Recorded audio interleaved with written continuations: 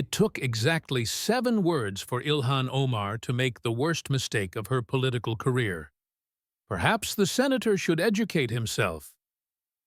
7 words. That's all it took. 7 words spoken with such casual condescension, such reflexive arrogance, such absolute certainty of intellectual superiority that she never saw the trap she was walking into. She never saw the lion she was poking, never realized that the folksy Southern lawyer with the reading glasses and the accordion file was about to dismantle her career piece by documented piece. But I'm getting ahead of myself. Let me set the scene. The Senate Judiciary Committee hearing room was packed that morning. C-SPAN had 3 cameras rolling. The topic was dry enough, foreign influence and congressional ethics, that most people expected the usual Washington theater. Senators would pontificate, witnesses would dodge, nothing would happen. Another Tuesday in the swamp. But Ilhan Omar had been called to testify. Not as a senator, she's a representative, but as a witness regarding questions about foreign contacts, campaign finance irregularities, and ethics complaints. And where there's Omar, there's controversy. So the room was full. Reporters lined the walls. Squad members sat in the gallery as a show of support. Conservative activists filled the other side, phones ready to capture every moment. Senator John Kennedy of Louisiana sat quietly at the far end of the committee bench, bifocals perched on his nose, organizing an absolutely massive accordion file. Papers everywhere, tabs sticking out. The man had clearly done his homework, but he looked like every Southern lawyer you've ever seen. Rumpled suit, slightly askew tie, that thick Louisiana drawl, easy to underestimate, dangerous to dismiss. The chairman called the hearing to order, made some opening remarks about the importance of ethics in Congress, the need for transparency, the American people's right to know, standard stuff. Then he turned to Kennedy. The senator from Louisiana has the floor for opening remarks. Kennedy started gathering his papers, reaching for his microphone, and that's when Omar made her mistake. "Mr. Chairman," she interrupted, her voice dripping with contempt, "before we waste valuable time with simplistic talking points and folksy performances, perhaps the senator from Louisiana should educate himself on the complexities of global politics and modern immigration, instead of relying on his usual dog and pony show. Some of us actually understand nuance." The room went dead silent. Kennedy stopped mid-reach, slowly looked up from his papers, removed his reading glasses with exaggerated care, set them down on the desk in front of him, and smiled. That smile. Anyone who'd ever seen John Kennedy cross-examine a hostile witness knew that smile. It was the smile of a predator that just realized the prey walked right into the kill zone. He let the silence stretch. 5 seconds, 10, 15. Omar shifted uncomfortably. The chairman looked confused about whether to intervene. The cameras caught it all. Finally, Kennedy spoke, his voice still friendly, still dripping with that Louisiana molasses. "Well, now, Congresswoman, I do appreciate you sharing your assessment of my intellect before I've even said a word. That's mighty efficient of you. Saves time. Very considerate." He paused, the smile growing. "I got my law degree from the University of Virginia. Graduated with honors, if we're keeping score. Then I went to Oxford University on a Rhodes Scholarship. Studied under some of the finest legal minds in the world. Came back. Practiced law for 20 years. Won some cases. Lost a few. Learned a thing or two about evidence and argument." Another pause. He looked directly at her. "Where'd you get your law degree again, Congresswoman?" The silence was deafening. Everyone in the room knew the answer. Oh, that's right, Kennedy continued, his voice still sweet as honey. You don't have a law degree. You have a bachelor's degree in political science from North Dakota State University. Fine school, I'm sure. But, you know, I'm having a little trouble understanding why someone with a bachelor's degree from North Dakota State is lecturing a Rhodes Scholar about education and nuance. Maybe you can explain that to me slowly. Use small words so my simple Southern mind can follow along.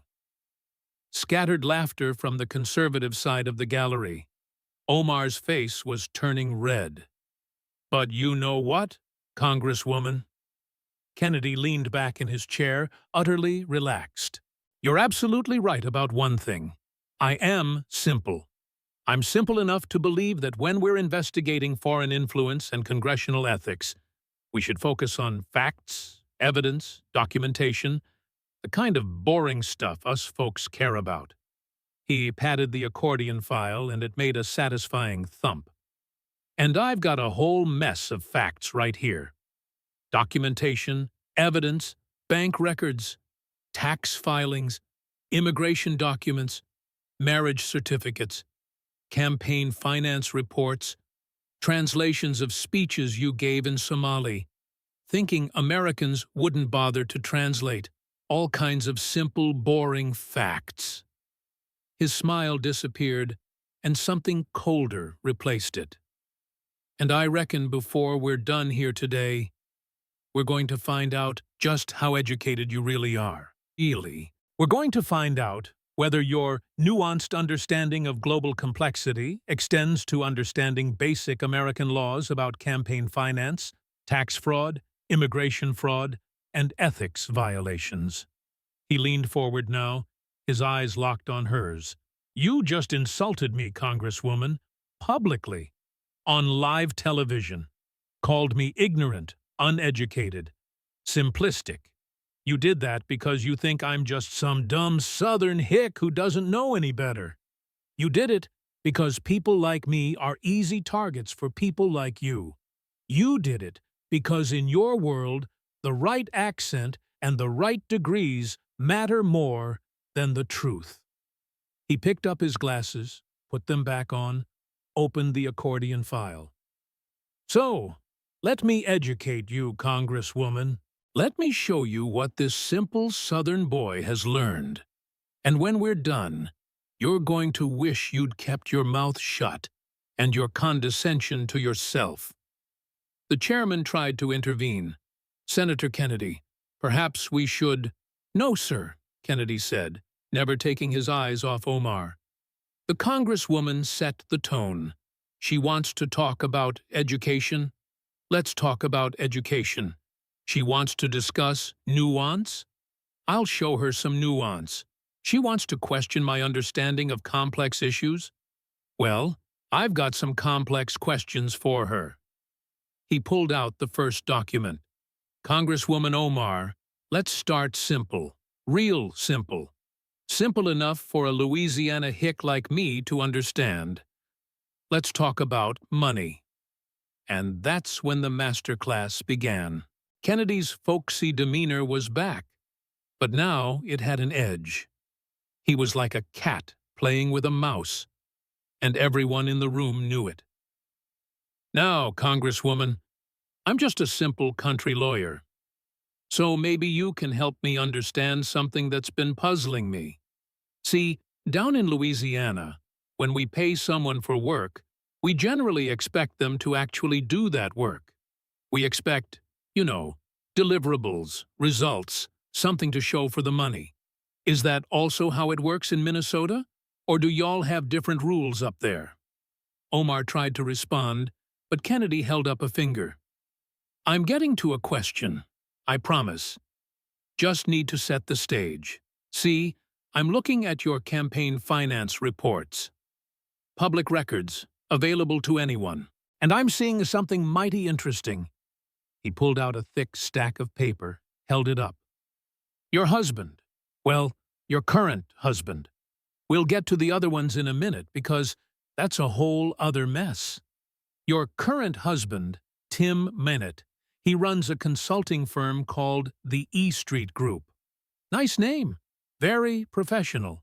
And according to these campaign finance filings, your campaign has paid the E Street Group exactly $2,876,000 over the past 4 years.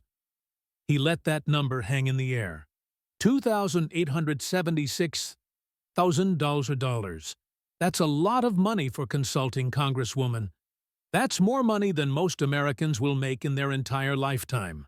So I asked my staff, because I'm simple, but I'm curious, I asked them to find out what exactly Mr. Minette and his firm consulted on. What services did they provide? What work product did they deliver? What did you get for almost $3 million? Kennedy pulled out another document. Turns out, it's hard to say. The FEC filings list consulting services, digital services, travel expenses, fundraising consulting. Very vague, very general. So we dug deeper and we found something interesting. In just 6 months during 2020, the E Street Group received $1.2 million. That's $200,000 a month, Congresswoman. For what exactly? He looked up at her, pure innocent curiosity on his face. Can you explain that? Because I'm having trouble with the math. See, your entire campaign staff, field organizers, schedulers, communications people, everyone, your entire staff's combined salary is less than what you paid your husband's firm. Your husband's company made more from your campaign than 15 actual employees put together. Omar started to speak. The E Street Group provided comprehensive services, Kennedy interrupted. I read the filings. Very comprehensive. Comprehensively vague. But let me add some context that might help explain the comprehensiveness. He pulled out a timeline. You married Tim Minette in March 2020, but before that, he was married to someone else. And before you married him, you were married to someone else. And the timeline of when you started paying the E Street Group and when you started your relationship with Mr. Minette is, well, it's interesting. Kennedy put on his glasses, studied the timeline with exaggerated concentration. First payment to E Street Group, April 2018. That was when Mr. Minette was still married to someone else, and you were still married to someone else. And interestingly, Mr. Minette's ex-wife filed for divorce in August 2019, citing an affair with you. She literally named you in the divorce filing as the other woman. He looked up, all innocence. So, just to make sure my simple mind understands this, you hired your future husband's consulting firm. Then you started an affair with him while you were both married to other people. Then you both got divorced. Then you married each other. And all the while, you kept paying his firm hundreds of thousands of dollars in campaign funds. Kennedy leaned back. Now, I'm no expert on campaign finance law. Oh, wait. I served on this committee for 12 years. That looks like what we call personal use of campaign funds. That's illegal, Congresswoman. You can't use campaign money to enrich your family. You especially can't use it to pay your husband's firm nearly $3 million. He pulled out another document. But it gets better. While your husband's firm was getting rich off your campaign, you were living mighty well yourself. Luxury apartment in D.C., $3,800 a month. Private travel, $512,000 in campaign funds over 3 years. First-class flights when Coach would do just fine. 5-star hotels when a Holiday Inn would work. Kennedy started reading from specific expense reports, his voice dripping with sarcasm. Here's a campaign expense. Travel consulting, E Street Group, $47,000. And for one trip to California to speak at a fundraiser. Now I've traveled to California. I flew Coach. Cost about $380. But I guess when your husband's firm is booking the travel, suddenly it costs $47,000. Must be some real comprehensive consulting. He flipped through more pages. Here's another one. Digital Strategy Consultation, E Street Group, $89,000 for 3 months of work. What digital strategy costs $89,000? Did he personally redesign Facebook? The conservative side of the gallery was eating this up. Even some Democrats were looking uncomfortable. But here's my favorite part, Kennedy continued. The House Ethics Committee, your own colleagues, your own party, they investigated this. They looked at your campaign finance, and know what they found? He held up the ethics report. They found that you may have violated House rules by using campaign funds for personal use. May have. Very diplomatic language, but they were clear. You paid your husband's firm way too much money for way too little work. So what happened? What was the consequence for possibly violating House rules and federal campaign finance law? Kennedy looked around the room theatrically. You paid a fine. $3,000. That's it. You made $2.8 million in questionable payments to your husband's firm, and you settled the ethics complaint for $3,169. That's like robbing a bank and paying a parking ticket. He closed that section of the file with a definitive thump. So let me see if I understand this correctly. Congresswoman, you turned your campaign into a family business.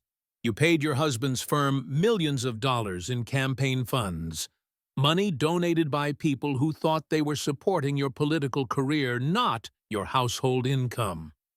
You lived a luxury lifestyle on campaign expenses, and when you got caught, you paid a token fine that was 0.1% of the amount in question. Kennedy leaned forward, his voice hardening. Down in Louisiana, we have a word for that. Actually, we have several words, but my mama raised me not to use them in polite company. So I'll just say this. You treated your campaign like an ATM machine. You enriched your family while preaching about economic justice. You lived like the rich while attacking the wealthy. And you did it all while looking down your nose at people like me. He paused. Let it sink in. And you want to lecture me about education, about nuance, about understanding complexity. Congresswoman, the only complex thing here is the mental gymnastics you do to justify your corruption. Omar tried to respond, her voice shaking. This is a witch hunt based on your own campaign finance filings, Kennedy interrupted, based on the House Ethics Committee report, based on public records. I haven't said anything that isn't documented. I haven't made a single claim that isn't backed up by evidence that you filed yourself. He smiled that dangerous smile again. But if you think that's a witch hunt, Congresswoman, you're going to love what comes next, because we haven't even gotten to the marriage fraud yet. And trust me, that's where things get really interesting. He pulled out another thick section from the accordion file. If you're watching at home and you're tired of politicians who treat campaigns like personal piggy banks, you need to hear what comes next, because the money is just the beginning. Kennedy organized his papers with deliberate slowness, letting the tension build. Omar looked like she wanted to bolt from the room. Her squad supporters in the gallery were silent now, their earlier confidence evaporating. Now, Congresswoman, Kennedy began, his voice deceptively gentle. I want to talk about your marriages. And I know you don't like when people bring this up. You call it Islamophobic. You call it racist. You call it a conspiracy theory. But here's the thing. I don't care if you worship Allah, Buddha, Jesus, or the LSU football team. What I care about is the truth. And the truth about your marriages is mighty interesting. He pulled out a large timeline chart, had it displayed on the screen. See, I'm having a hard time keeping track of your husbands, and I'm pretty good with numbers and timelines, so I made a chart. Let's walk through this together, nice and slow, so my simple Southern brain can understand. He pointed to the first entry. In 2002, you married Ahmed Hirsi in a religious ceremony. Islamic marriage, recognized in your faith community. You had 2 children with him. Beautiful family. But here's the thing. You never legally married him. No marriage license, no legal documentation, just a religious ceremony. Kennedy moved his finger along the timeline. Then, in 2008, you and Hersey got divorced. Except, and this is where it gets confusing for me, you can't legally divorce someone you were never legally married to. But you announced a divorce anyway. Told your community you were divorced, split up, went your separate ways. He moved to the next entry, his voice taking on a sharp edge. Then, in 2009, you legally married a man named Ahmed Noor Saeed Elmi. This time, you got the license, filed the paperwork, made it legal. And this is where things get real interesting. Because according to a whole lot of evidence, Ahmed Noor Saeed Elmi is your brother. The room erupted in murmurs. Kennedy waited for silence. Now, you've denied this. You've called it a conspiracy theory. You've called it Islamophobic. You've called it a smear. But you've never actually provided evidence that he's not your brother. You've never explained why you married him. You've never addressed the actual evidence. So, let me lay it out. He pulled out documents, displaying them on screen one by one. Birth records from Somalia. Hard to verify, I know, but they exist. Show Ahmed Noor Saeed Elmi and Ilhan Omar sharing the same father's name, same extended family members, grew up in the same household. Multiple sources in the Somali community in Minneapolis have confirmed they're siblings. More documents appeared. Photos of you and Elmi together as children. School records showing you in the same household. Immigration documents listing Elmi as your father's son. Social media posts, before you deleted them, showing family connections. Kennedy looked up from the documents. Now, I'm going to be fair. Somalia is a war-torn country. Records are sketchy. Maybe all this evidence is wrong. Maybe it's a coincidence that you share a father's name, grew up in the same household, have the same extended family, and appear together in childhood photos. Maybe. His voice hardened. So, let me ask you a simple question, Congresswoman. If Ahmed Noor Saeed Elmi is not your brother, who is he? Why did you marry him? What was the purpose of that marriage? Silence. Omar stared straight ahead, refusing to answer. Because here's what we know for sure, Kennedy continued. During the time you were legally married to Elmi, you were living with Ahmed Hirsi, your first husband, the one you never legally married. You filed joint tax returns with Hirsi while legally married to Elmi. That's not a conspiracy theory. That's from the Minnesota Campaign Finance Board investigation. You filed joint tax returns with one man while legally married to another man. That's called tax fraud, Congresswoman. He pulled out the tax documents. You filed jointly with Hirsi in 2014 and 2015 while legally married to Elmi. You claimed married filing jointly status for a man you weren't legally married to while actually being married to someone else. The Minnesota board found you violated tax law. You paid back taxes. You paid penalties. Those are facts. Kennedy's voice rose. But you still haven't explained why. Why marry Elmi? Why commit tax fraud? Why file jointly with one man while married to another? And the only explanation that makes sense, the only one that fits the evidence, is immigration fraud. You married your brother so he could get U.S. immigration benefits through you. He pulled out more documents. The timeline fits.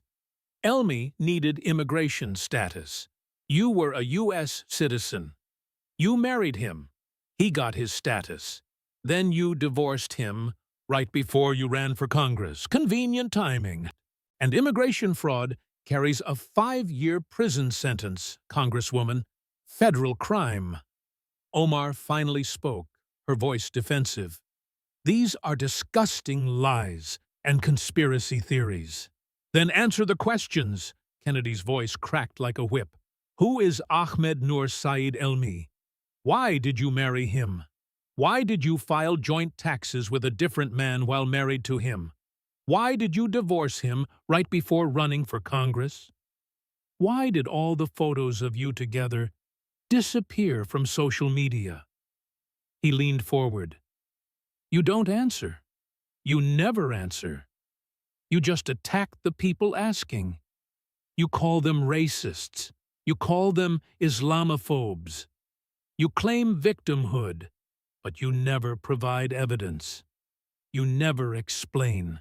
You just hide behind identity politics and hope people are too afraid of being called racist to keep asking.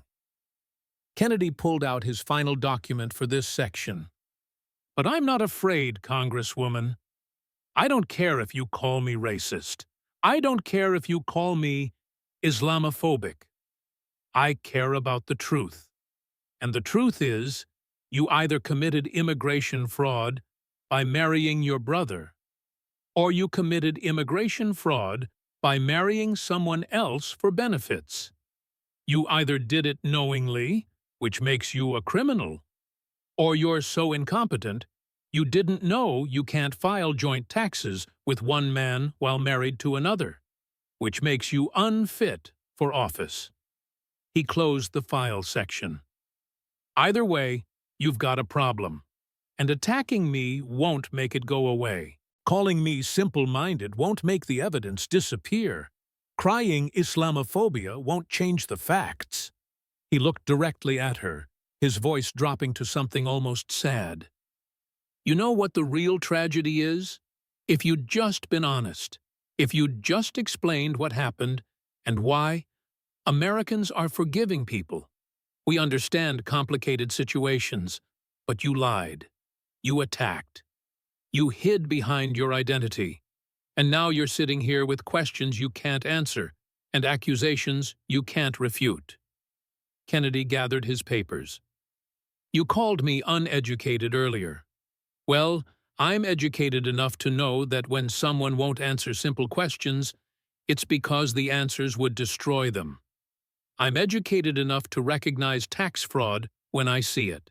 I'm educated enough to understand that marriage fraud and immigration fraud are serious crimes. He smiled without humor. How's that for education, Congresswoman? And trust me, we're just getting started. Because if you think your marriages are complicated, wait until we talk about your relationship with the truth, particularly about September 11th, 2001. The room went dead silent. Everyone knew what was coming next. If you remember where you were on 9/11, if you lost someone, if you served afterward, you need to hear this next part because some people did something, and we need to talk about it. Kennedy's entire demeanor changed. The folksy charm was gone. The prosecutorial edge remained, but now it was wrapped in something deeper. Genuine anger mixed with profound sadness. Congresswoman Omar, he began, his voice quiet but carrying through the silent room. I want to talk about September 11th, 2001. You remember that day? Most Americans do. We remember exactly where we were, what we were doing, who we called, what we felt.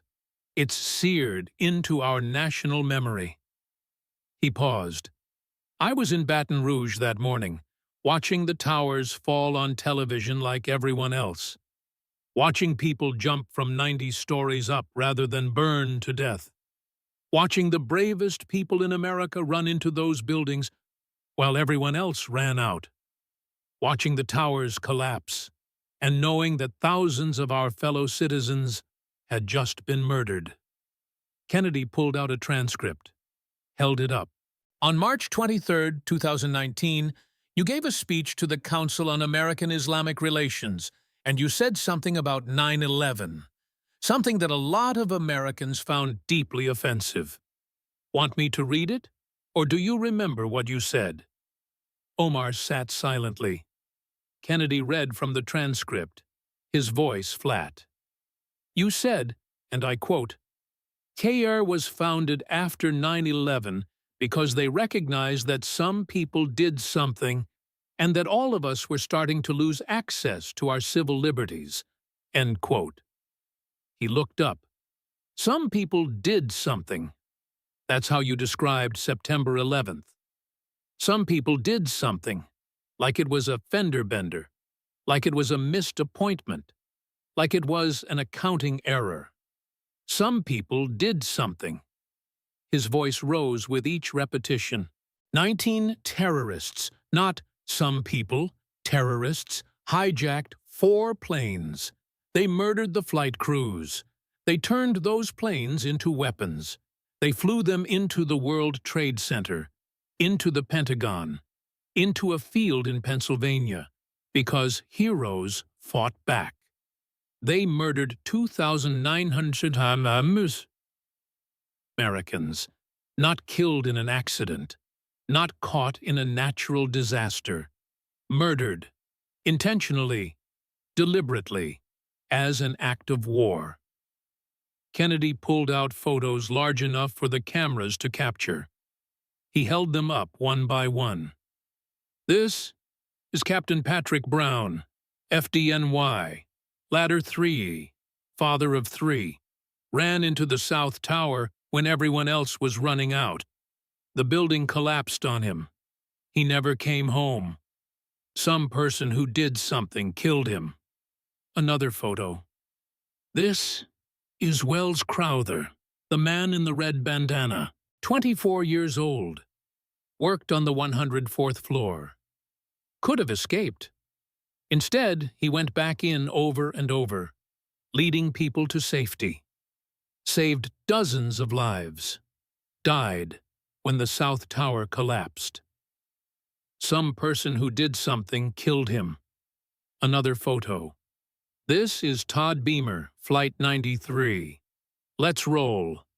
Those were his last words before he and other passengers fought back against the hijackers. They crashed in a Pennsylvania field instead of into the Capitol or the White House. Died a hero. Some person who did something killed him. Kennedy's voice cracked. I could show you 2,977 photos, 2,907 names, 2,077 faces, 2,007 families destroyed, firefighters, police officers, office workers, tourists, flight attendants, pilots, janitors, executives, every race, every religion, every background. Americans, all of them murdered by Islamic terrorists. He set the photos down carefully. And you reduced their deaths, their murders, to some people did something, like it was nothing, like it was barely worth mentioning, like the biggest detail was how it affected civil liberties, not that 3,000 Americans were murdered. Kennedy pulled out another document. When Americans were outraged by your comment, you know what you did? You doubled down. You claimed people were twisting your words, taking them out of context. But I've got the full speech right here.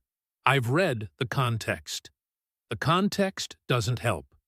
You were dismissive of 9/11. You minimized it. You treated it like an inconvenience that led to profiling, not an act of war that led to appropriate security measures. His voice hardened. But it's not just 9/11, is it? Let's look at your pattern of minimizing terrorism. Kennedy pulled out a voting record. You voted against a resolution recognizing the Armenian genocide, which were because Turkey didn't like it. Turkey, a country that oppresses Kurds, imprisons journalists, and attacks our allies. But you sided with them over recognizing genocide.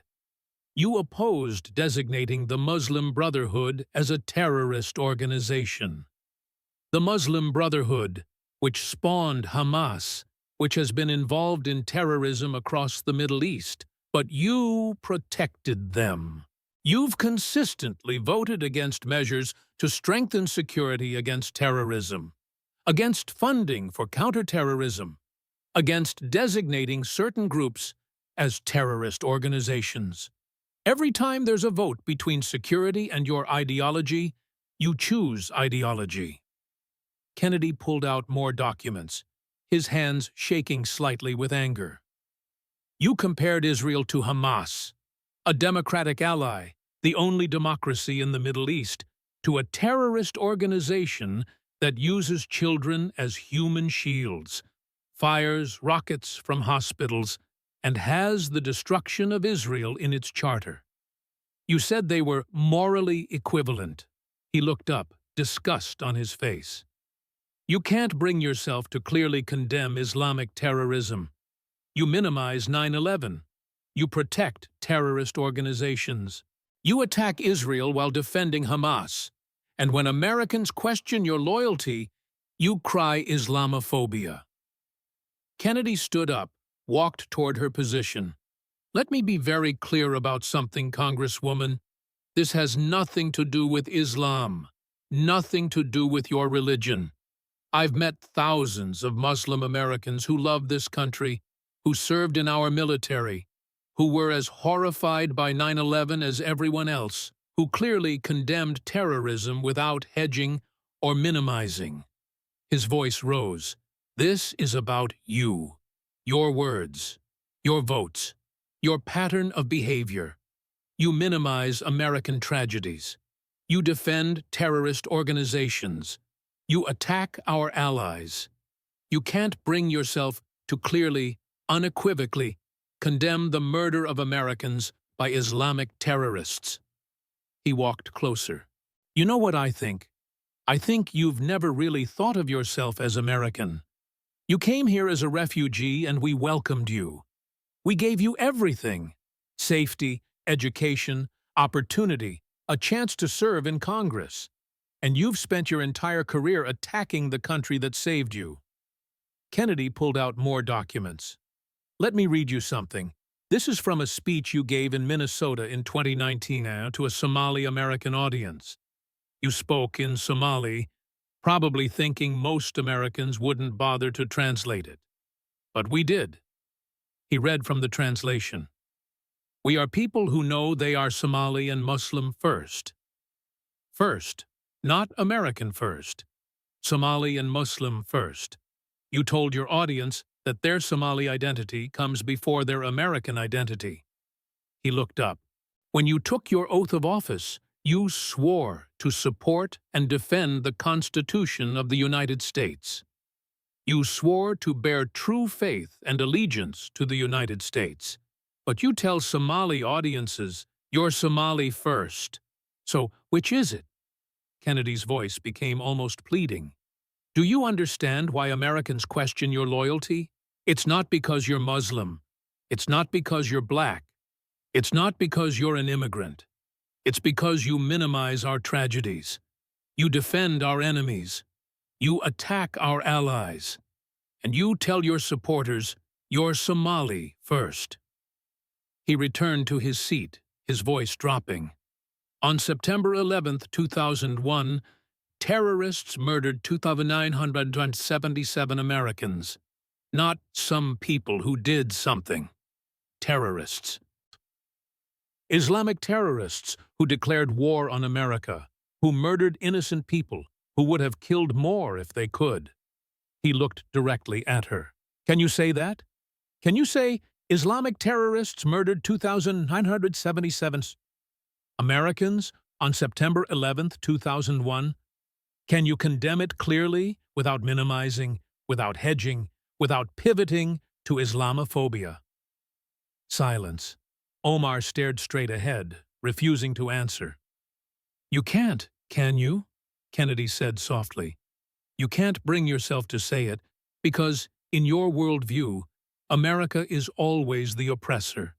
Muslims are always the victims. And terrorism is just some people doing something in response to oppression. He gathered his papers. Every American who lost someone on 9/11, everyone who served in the wars that followed, everyone who remembers the towers falling. You deserve better than this. You deserve a Congress that remembers, that honors the dead, that clearly condemns the evil that was done. He looked into the C-SPAN camera. If you remember where you were on 9/11, if you lost someone, if those images are burned into your memory, share this because they deserve better than some people did something. They deserve to be remembered. They deserve justice. They deserve a country that never forgets. Kennedy turned back to Omar. You called me simple-minded earlier. Maybe I am, because I simply remember 9/11. I simply honor the dead. I simply expect members of Congress to love America. And I simply can't understand how someone who describes 9/11 as some people did something thinks she has the moral authority to lecture anyone about anything. The silence in the room was absolute. Even Omar's squad supporters looked uncomfortable. The weight of those 2,977 names hung in the air, undeniable and damning. But we're not done, Kennedy said quietly. Because we need to talk about your other favorite targets. We need to talk about anti-Semitism. And trust me, Congresswoman, you're going to wish we'd stayed on 9/11.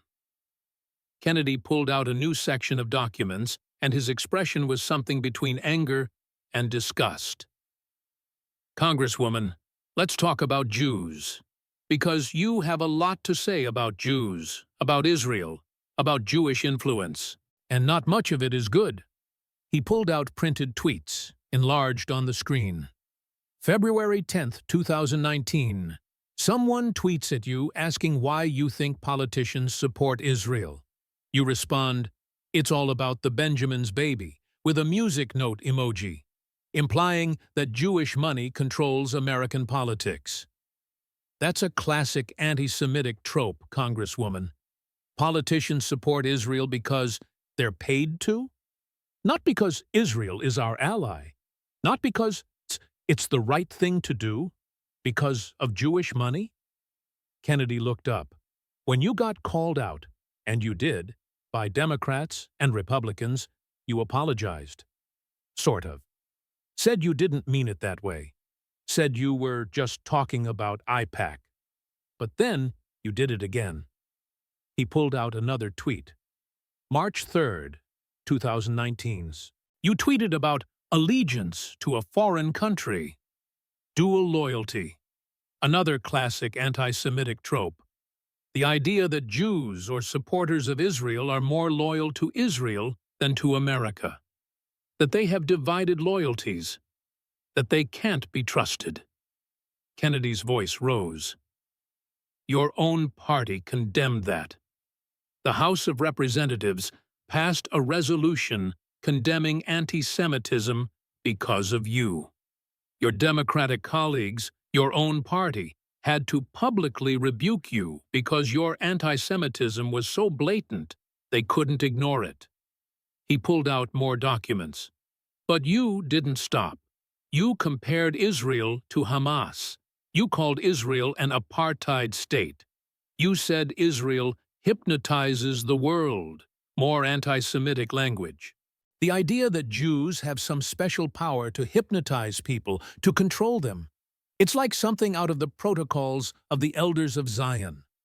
Kennedy walked to the center of the room. You've consistently used anti-Semitic language and tropes. When called out, you claim you're just criticizing Israeli policy.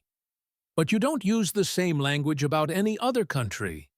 You don't talk about China hypnotizing the world despite their genocide of Uyghur Muslims. You don't call Iran an apartheid state despite their oppression of women and minorities. You don't question American loyalty to Saudi Arabia despite their human rights abuses. His voice became sharp. No, you save your special language for the Jewish state, for Israel, the only democracy in the Middle East. The only country in the region where Muslims, Christians, and Jews all have equal rights under law. The only country with a free press, free elections, and independent judiciary. That's the country you attack with anti-Semitic tropes. Kennedy pulled out hate crime statistics. You want to know the impact of your words? Anti-Semitic incidents in America have increased 61% since you took office. Synagogue shootings, cemetery vandalism, assaults on visibly Jewish people, Jews being attacked on the streets of New York for wearing a yarmulke. He held up photos of vandalized synagogues. Now, I'm not saying all of this is your fault, but when a member of Congress normalizes anti-Semitism, when you make it acceptable to use old bigoted tropes, when you mainstream Jew hatred wrapped in political language, you embolden people. You give them permission. Kennedy pulled out another document. You support BDS, boycott, divestment, sanctions against Israel. You're one of only a handful of members of Congress who do. You want to economically strangle our strongest ally in the Middle East, the only democracy in the region, our partner in intelligence, in counterterrorism, in technology. He looked up. But you're silent on China committing genocide against Uyghur Muslims, silent on Iran hanging gay people from cranes, silent on Syria using chemical weapons on civilians, silent on Palestinian terrorists paying families of suicide bombers, silent on Hamas using children as human shields. His voice dripped with contempt. You claim to care about human rights, about oppression, about justice, but the only country you consistently target is Israel. The only country you want to destroy economically is the Jewish state.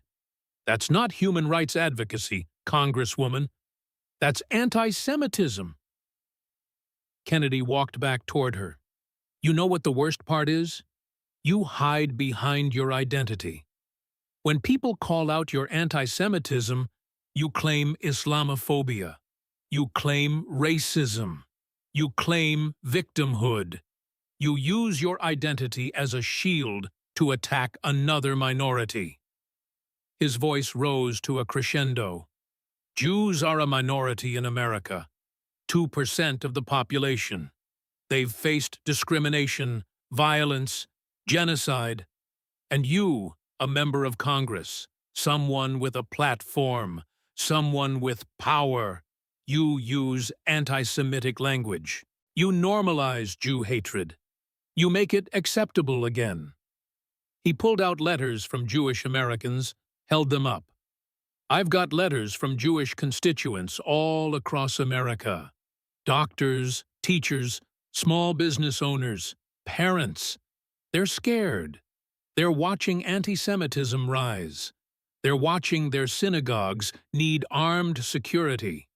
They're watching their children get bullied. And they're watching members of Congress like you make it acceptable. Kennedy read from one letter. My grandfather survived Auschwitz. He came to America with nothing, built a life, raised a family. He always said America was different, that it could never happen here.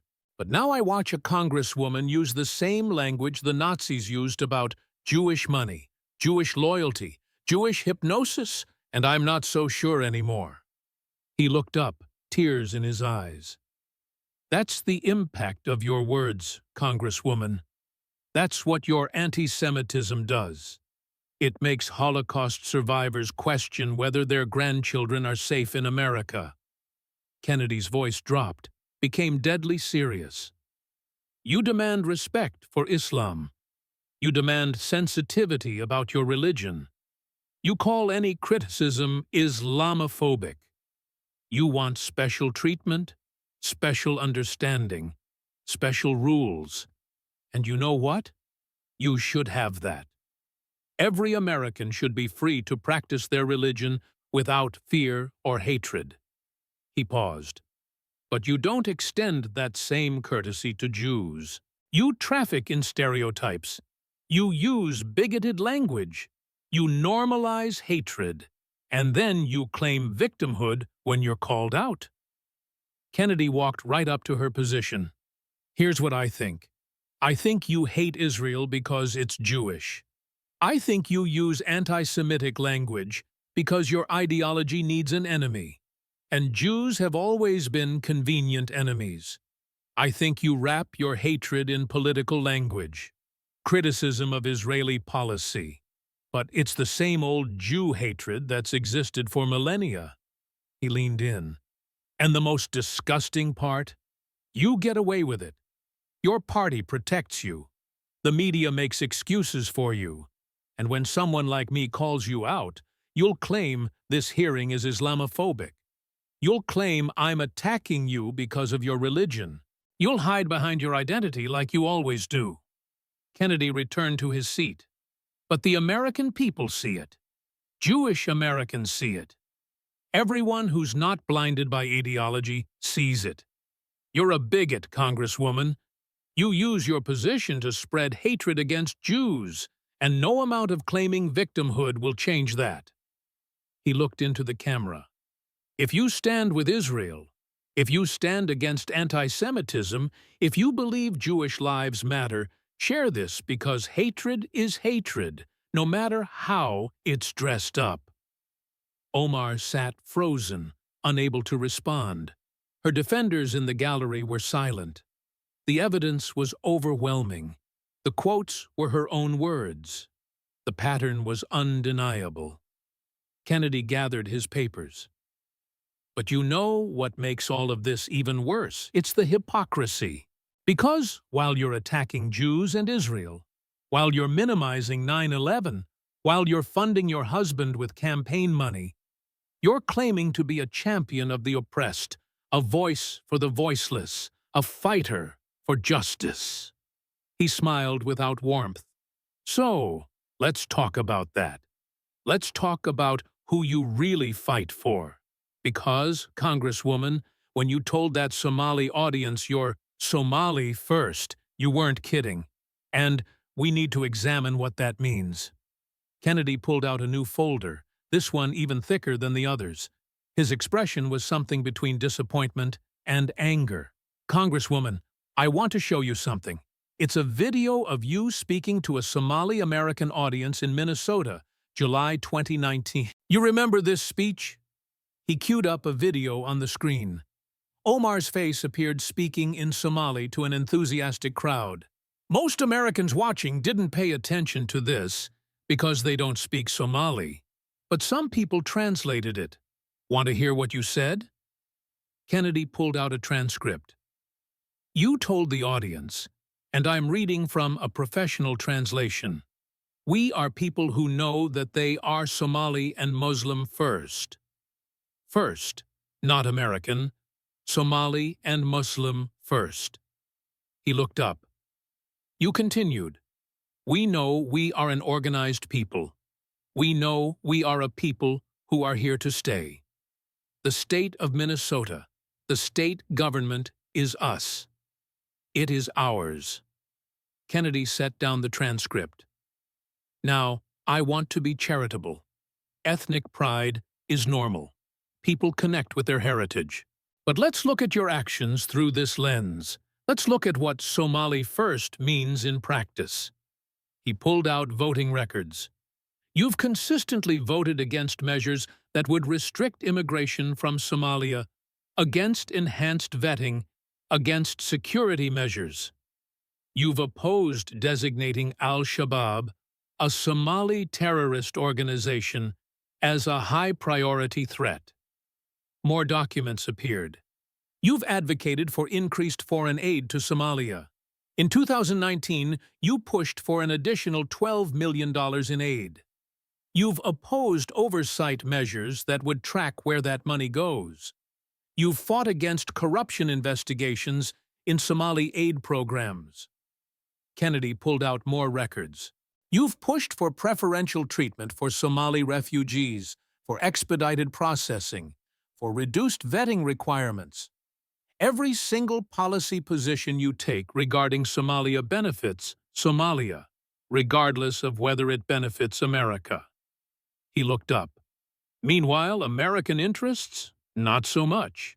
Let's look at your voting record on American national security. A chart appeared on screen.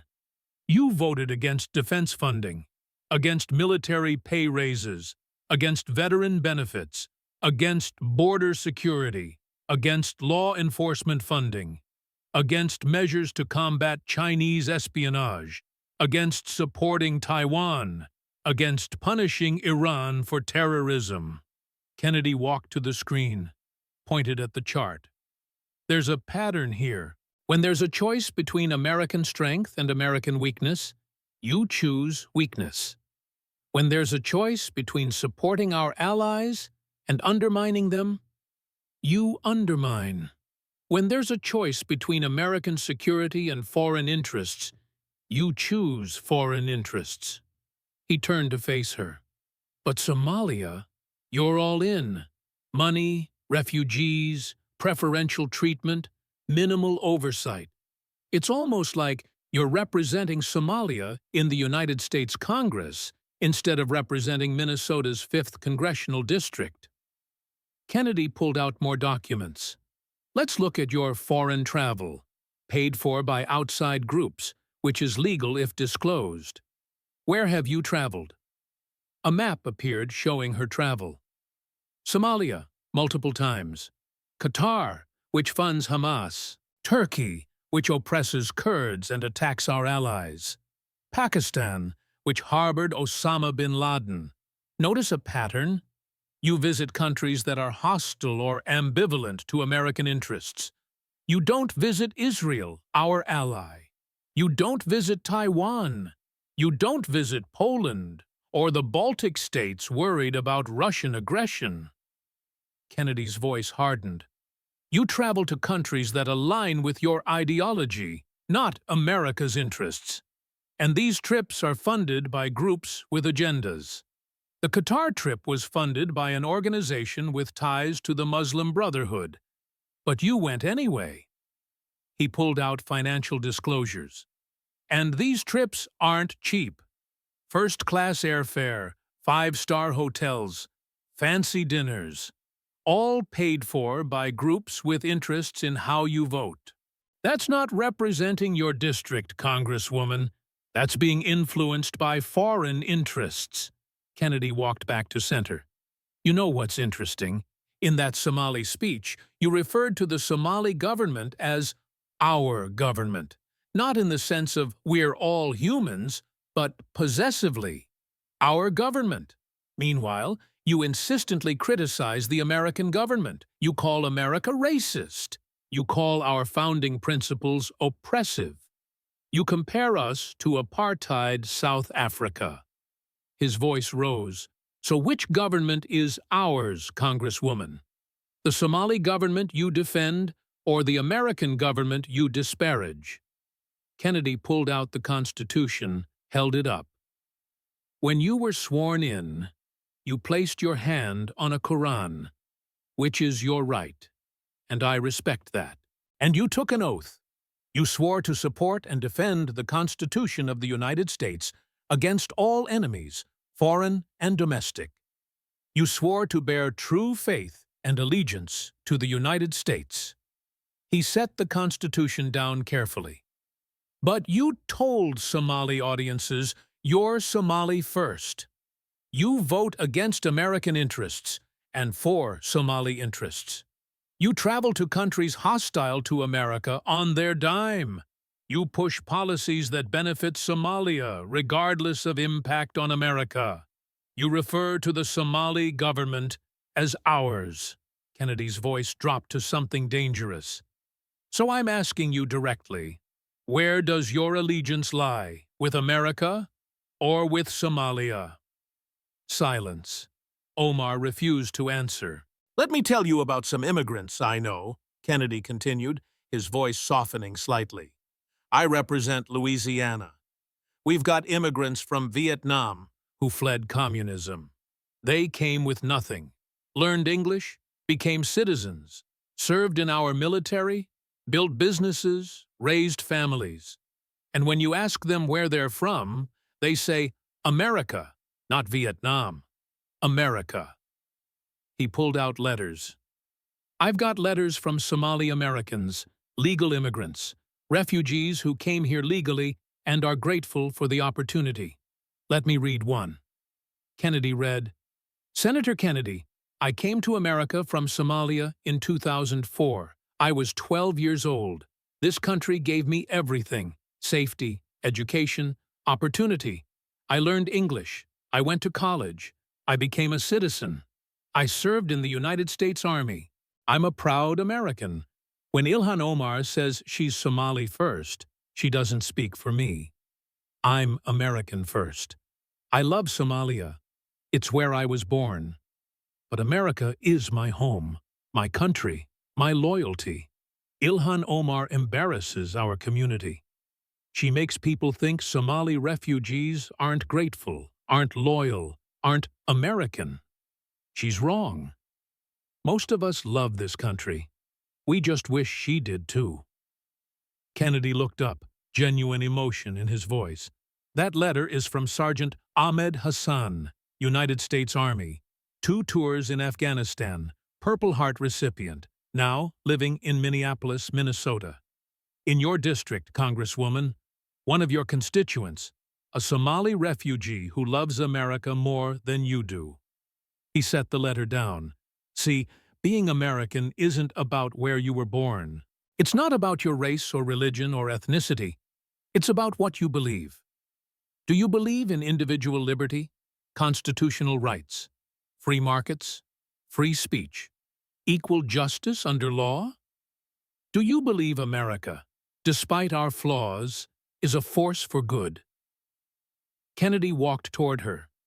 Or do you believe America is fundamentally oppressive, that our founding was racist, that our principles are problematic, that our allies are evil, that our enemies are misunderstood, that Somalia's interests matter more than American interests? He leaned forward. Because, Congresswoman, you can't serve 2 masters. You can't be Somali first and American first. You can't pledge allegiance to the United States while telling audiences your real allegiance is to Somalia. You can't vote against American interests while claiming to represent Americans. Kennedy's voice became passionate. I'm not saying you should abandon your heritage. I'm not saying you can't be proud of where you came from. I'm not saying you can't care about Somalia. But when you're a member of the United States Congress, when you take an oath to this Constitution, when you're paid by American taxpayers to represent American interests, America has to come first. Not second, not tied, first. He walked right up to her position, staring directly at her. If you can't put America first, you're in the wrong job. There are 192 other countries in the world. Maybe Somalia needs a representative in their parliament. Maybe they'd appreciate someone who put Somalia first. But America deserves representatives who put America first. Kennedy returned to his seat, his voice quiet, but carrying through the silent room. You called me simple-minded at the start of this hearing. You mocked my Southern accent. You questioned my education. You implied I'm too unsophisticated to understand global nuance. He looked directly at her. But I understand something you apparently don't. Loyalty isn't nuanced. Allegiance isn't complex. When you pledge to serve America, you serve America. When you swear an oath to the Constitution, you keep that oath. When American interests conflict with Somali interests, you choose America. He gathered his papers. That's not simple-minded, Congresswoman. That's called integrity, and it's something you've never demonstrated. Kennedy looked into the camera one final time for this section. If you believe elected officials should put America first, share this because loyalty matters, and Americans deserve representatives who remember which country they serve. The room was dead silent. Even Omar's staunchest supporters looked uncomfortable. The evidence was overwhelming. Her own words condemned her. The pattern was undeniable. Kennedy opened the final section of his accordion file. But you know what? The saddest part of all of this is, Congresswoman, you had a chance. You had an opportunity to be something great, and you wasted it. Let me explain. Kennedy's entire demeanor changed one final time. The folksy charm was long gone. The prosecutorial precision remained, but now it was wrapped in something deeper.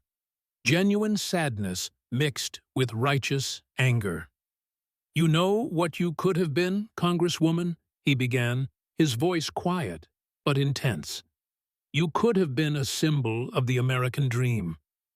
You came here as a refugee from a war-torn country, from a refugee camp. You had nothing. And America, this country you constantly criticize, we took you in." He stood, walked to center stage. "We gave you safety. We gave you education. We gave you opportunity. You went from a refugee camp in Kenya to the United States Congress. That's remarkable. That's uniquely American. That's the kind of story that should make every American proud." His voice hardened. "And what did you do with that opportunity? You used it to attack the country that saved you, to minimize our tragedies, to spread hatred against our allies, to funnel money to your family, to put foreign interests above American interests, to treat your office like a platform for advancing Somalia instead of serving Minnesota." Kennedy pulled out all of his documents, spread them across the desk. "Let's review what we've learned today. Let's look at the complete picture of who Ilhan Omar really is." He pointed to the first stack. "Campaign finance fraud. You funneled $2.8 million in campaign funds to your husband's consulting firm. You lived a luxury lifestyle on donor money. When caught, you paid a token fine and kept doing it. You turned your campaign into a family business while preaching about economic justice." Second stack, marriage fraud. You married someone who appears to be your brother. You filed joint taxes with one man while married to another. You committed tax fraud. When questioned, you attacked the questioners and never answered the questions. You hide behind claims of Islamophobia instead of providing evidence. Third stack, minimizing terrorism. You described 9/11 as "some people did something." You can't bring yourself to clearly condemn Islamic terrorism. You compare Israel to Hamas. You defend terrorist organizations. You vote against American security interests consistently. Fourth stack, anti-Semitism. You use classic anti-Semitic tropes. It's all about the Benjamins, dual loyalty, hypnotizing the world. You support BDS against Israel while ignoring real human rights abuses worldwide. Your own party had to pass a resolution condemning anti-Semitism because of you. Fifth stack, foreign allegiance. You told Somali audiences you're Somali and Muslim first. You vote against American interests and for Somali interests. You travel to countries hostile to America on their dime. You refer to the Somali government as ours. You can't bring yourself to put America first. Kennedy walked along the line of documents. This isn't one mistake.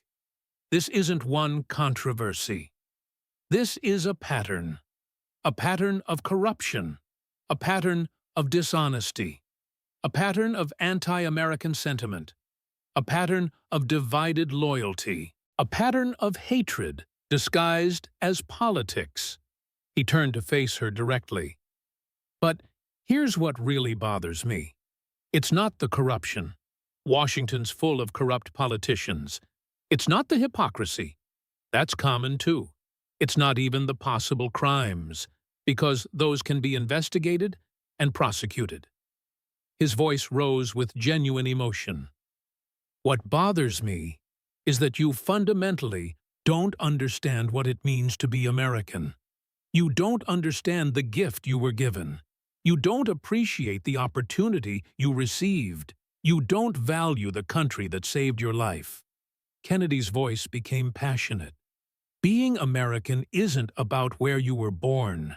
It's not about your race, your religion, your ethnicity. It's about values. It's about principles. It's about believing that all people are created equal, that rights come from God, not government, that freedom matters more than safety, that opportunity matters more than guaranteed outcomes.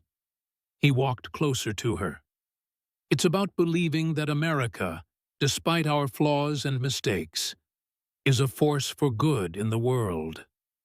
That American values, freedom, equality, opportunity, justice, are worth defending.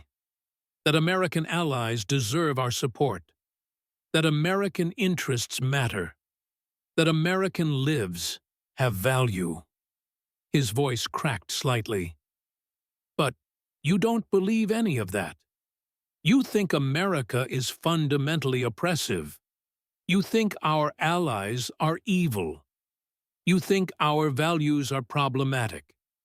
You think our history is irredeemable. You think our founding was racist. You think our country is the problem, not the solution. Kennedy pointed at her. And yet, you want to represent us. You want to make our laws. You want to shape our future. You want to sit in the United States Congress and tear down the country that gave you everything. He walked back to his seat, picked up letters from constituents. These are from people you're supposed to represent. Your constituents. People who voted for you. Let me read some. He opened the first letter.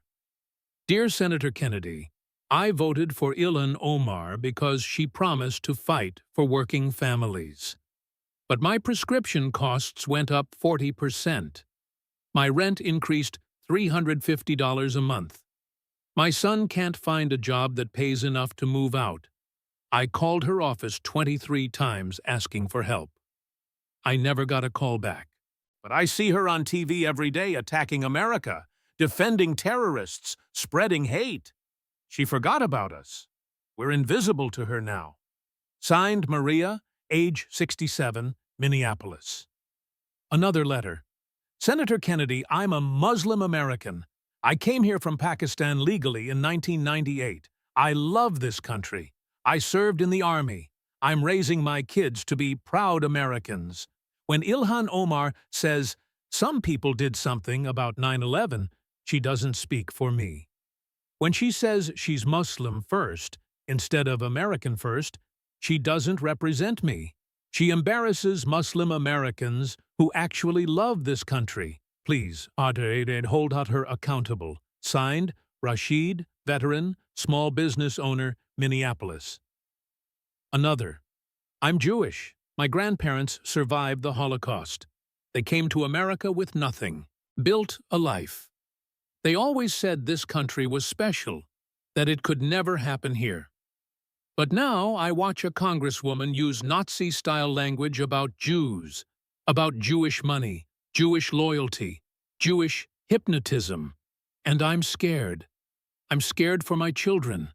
I'm scared because hatred that starts with words ends with violence.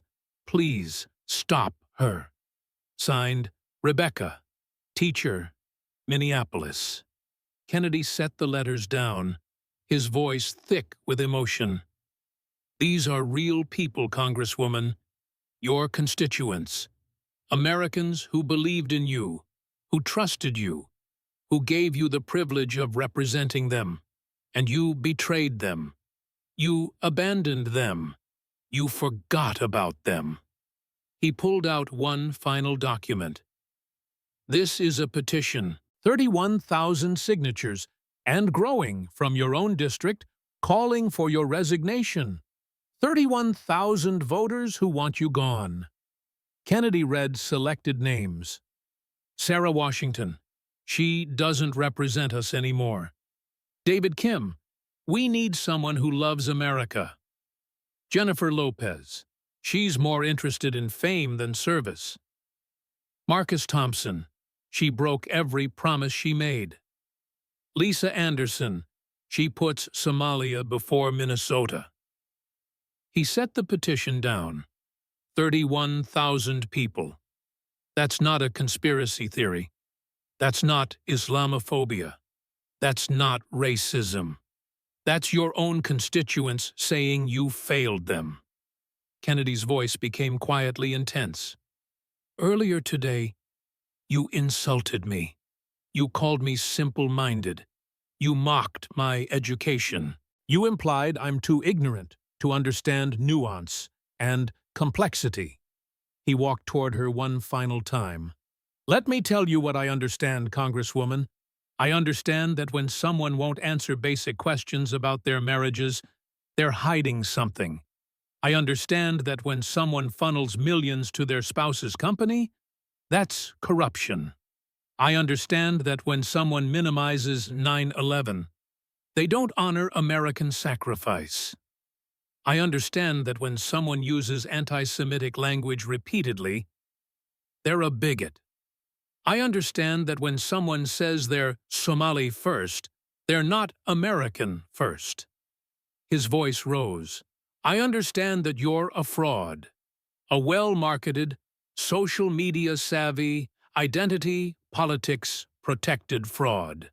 You sold people on the American dream while living a nightmare of corruption, hatred, and divided loyalty. You promised to represent working families while enriching your own family. You claimed to fight oppression while spreading hatred against Jews. You pledged allegiance to America while putting Somalia first. Kennedy's voice became steel. And I understand one more thing. You're done. Maybe not today. Maybe not tomorrow. But you're done. Because the truth is out now. The evidence is documented. The pattern is clear.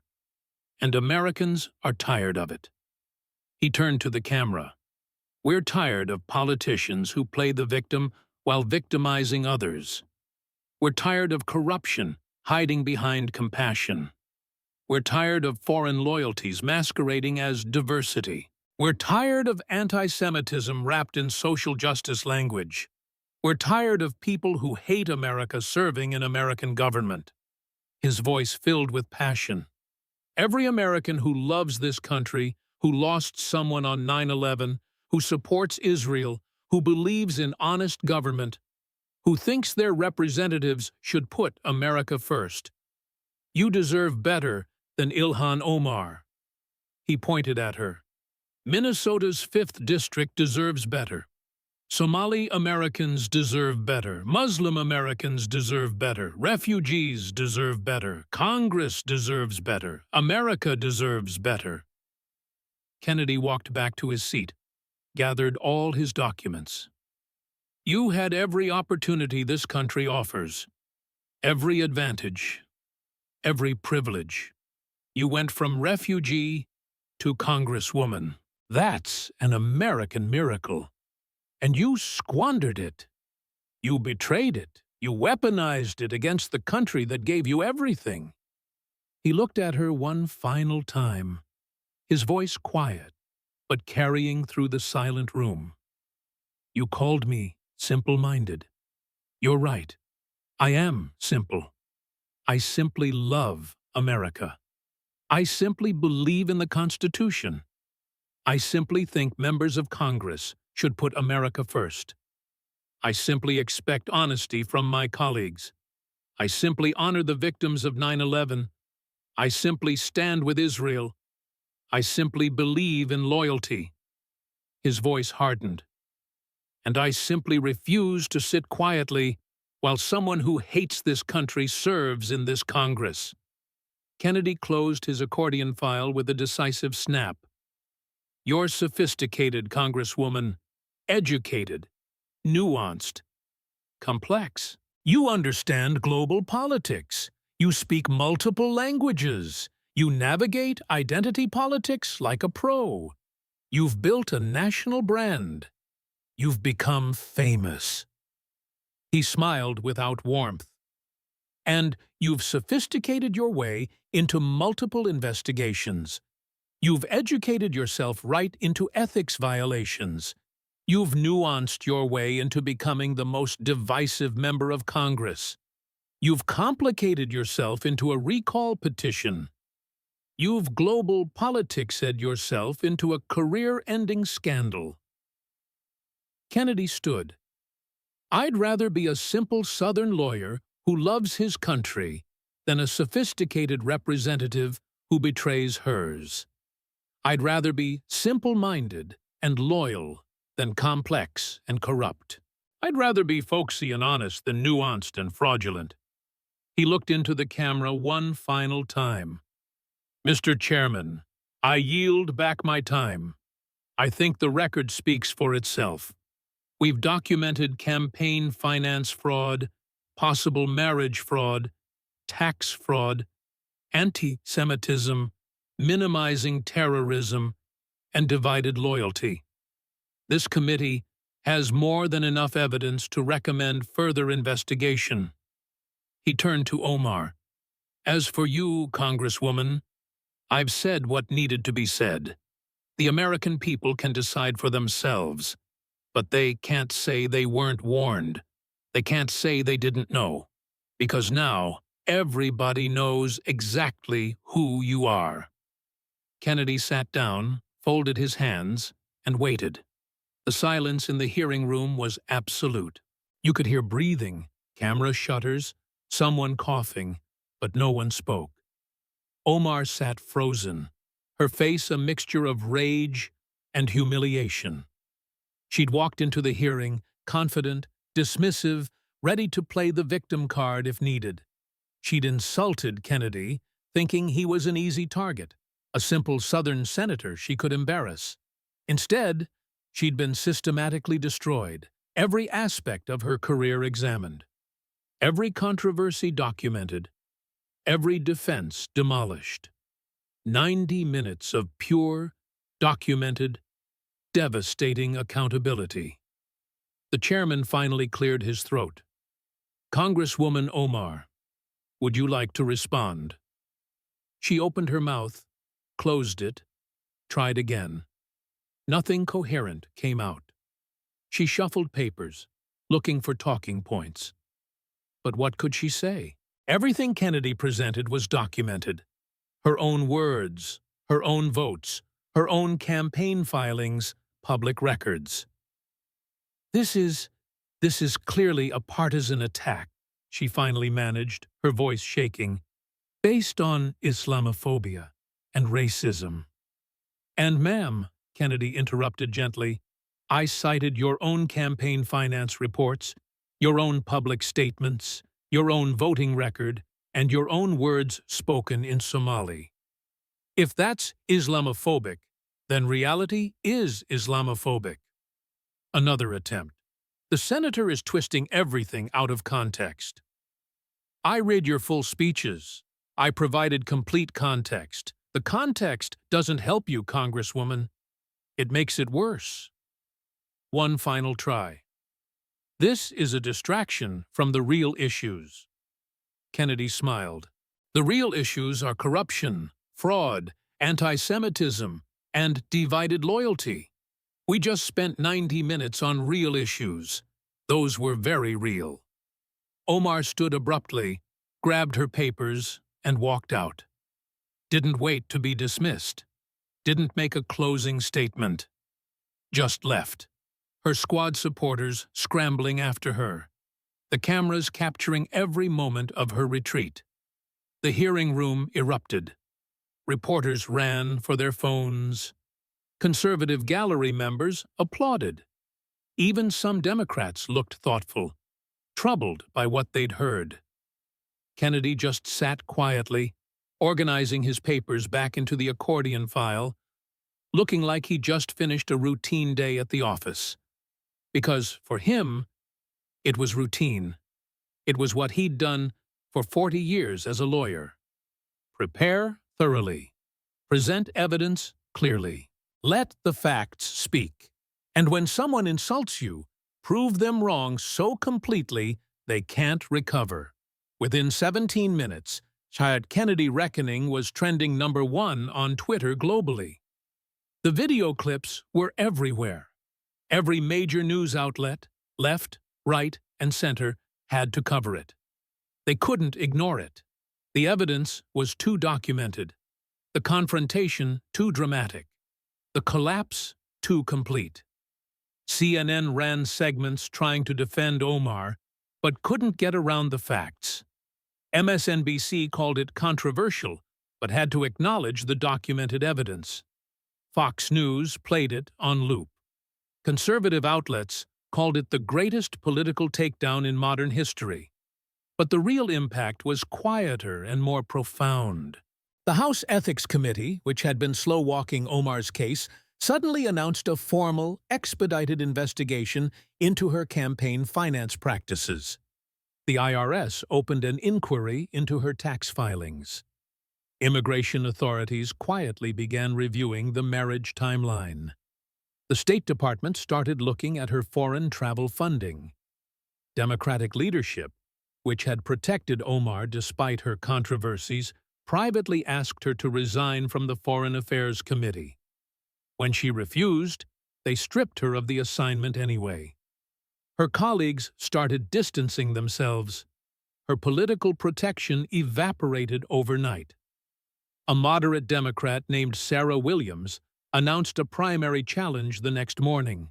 A former prosecutor, Muslim American, daughter of Somali immigrants who came legally and served in the military. Her announcement speech was simple. "I love Somalia, but I love America more. And Minnesota's 5th District deserves a representative who puts America first." Within a week, Williams had raised $2 million, more than Omar raised in her entire previous campaign. Donations came from across the country, from conservatives who'd never vote for a Democrat but wanted Omar gone, from moderate Democrats embarrassed by her extremism, from Jewish Americans tired of her anti-Semitism, from Muslim Americans who felt she misrepresented them. The polling was brutal. Omar's approval rating in her district dropped 41 points in 2 weeks. The recall petition gained another 20,000 signatures. Town halls were scheduled, and for once she had to show up because the media would be there whether she was or not. National organizations withdrew support.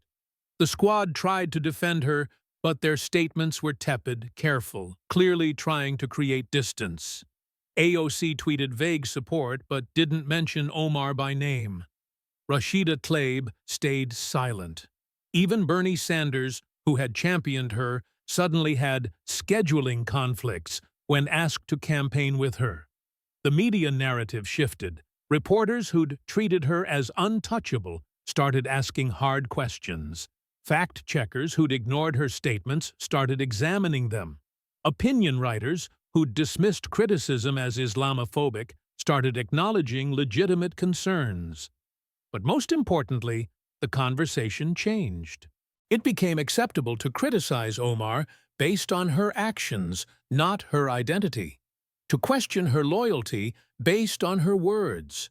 To examine her finances based on evidence. To call out her anti-Semitism based on her tweets. To challenge her foreign policy positions based on her votes. The shield of identity politics that had protected her for years cracked. And once it cracked, it shattered. Universities that had invited her to speak canceled. Conferences that had featured her found other speakers. Organizations that had honored her quietly removed her from their websites. The celebrity status she'd built on controversy suddenly became toxic. 18 months later, Ilhan Omar is still technically in Congress, but she's not the same force. She lost her committee assignments. Her fundraising dried up to a trickle. Just the most radical fringe still supports her. Her media appearances disappeared. Cable news stopped booking her. Magazines stopped featuring her. She faces the strongest primary challenge of her career from Sarah Williams, who is outraising her 3-1. The polling shows Williams ahead by 23 points. Even in Omar's own district, in heavily Somali neighborhoods, Williams is competitive because she represents what Omar could have been: a grateful immigrant who loves America. Multiple investigations continue. The ethics probe found enough evidence to recommend criminal referral. The IRS investigation is ongoing. The marriage fraud questions have been referred to federal prosecutors. Her legal bills are mounting, and her campaign can't pay them because she's not raising enough money. She moved out of the luxury D.C. apartment, back to Minnesota to a modest place, because she has to show her face in her district. She takes the bus now, not because she's environmentally conscious, but because she can't afford the driver she used to have. She shops at Target instead of boutiques. The luxury lifestyle funded by campaign money is gone. But more than that, her influence is gone. Bills she sponsors go nowhere. Amendments she proposes fail. Statements she makes are ignored. She's become what every politician fears: irrelevant. Her squad colleagues have distanced themselves. AOC doesn't return her calls. Rashida Tlaib is suddenly busy. Ayanna Pressley is focusing on local issues. Even the most progressive Democrats in Congress treat her like she's radioactive. And John Kennedy? He's still in the Senate, still doing his job, still occasionally pulling out an accordion file when someone needs to be held accountable. The briefcase from that hearing became iconic.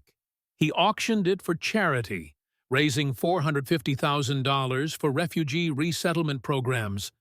Legal refugee programs, the kind that actually vet people and expect them to love America. But more importantly, Kennedy reminded a generation of Americans that documentation beats deflection. That evidence matters. That accountability is possible. That calling someone racist or Islamophobic doesn't work when you're presenting their own words and actions. Political science courses teach the Kennedy-Omar hearing as a case study in effective oversight. Law schools use it to teach evidence presentation. Communication departments analyze it for persuasion techniques. Even Kennedy's critics acknowledge it was a masterclass in preparation meeting opportunity. But the real legacy is simpler. Ilhan Omar insulted the wrong person. She assumed a Southern accent meant a simple mind. She thought a folksy manner meant an easy target. She believed her identity politics shield would protect her. She was wrong on all counts. It took 7 words to start it. Perhaps the senator should educate himself. 7 words spoken with such casual contempt that she never saw the trap until it closed. And it took 90 minutes of documented evidence, moral clarity, and righteous anger to end it. The Kennedy reckoning wasn't just about one Congresswoman's downfall. It was about a principle that Washington had forgotten. Actions have consequences. Words matter. Evidence defeats deflection. And no amount of identity politics can shield you from the truth. It was about the idea that loving America should be a requirement, not an option, for serving in American government. That putting America first isn't jingoistic. It's the basic job description.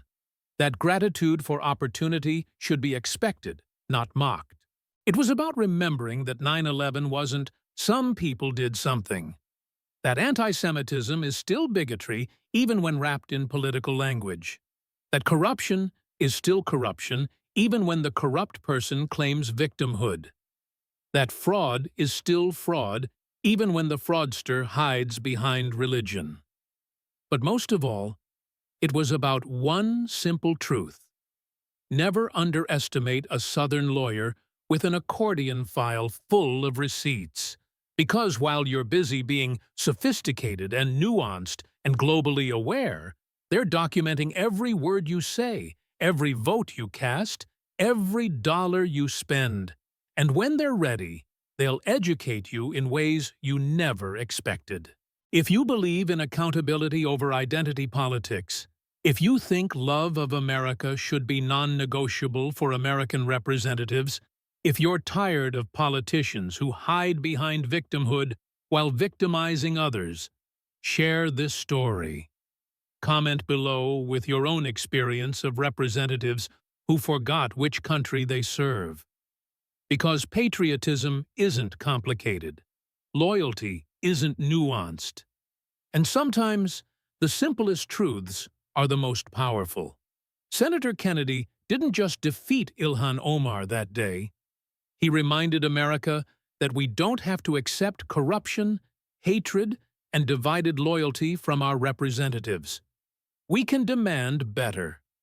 We can expect more. We can hold them accountable.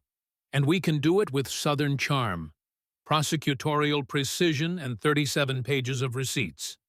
The accordion file wasn't just full of documents. It was full of truth. And once the truth is spoken clearly enough, loudly enough, with enough evidence to back it up, no amount of sophistication can defeat it. That's not simple-minded. That's American.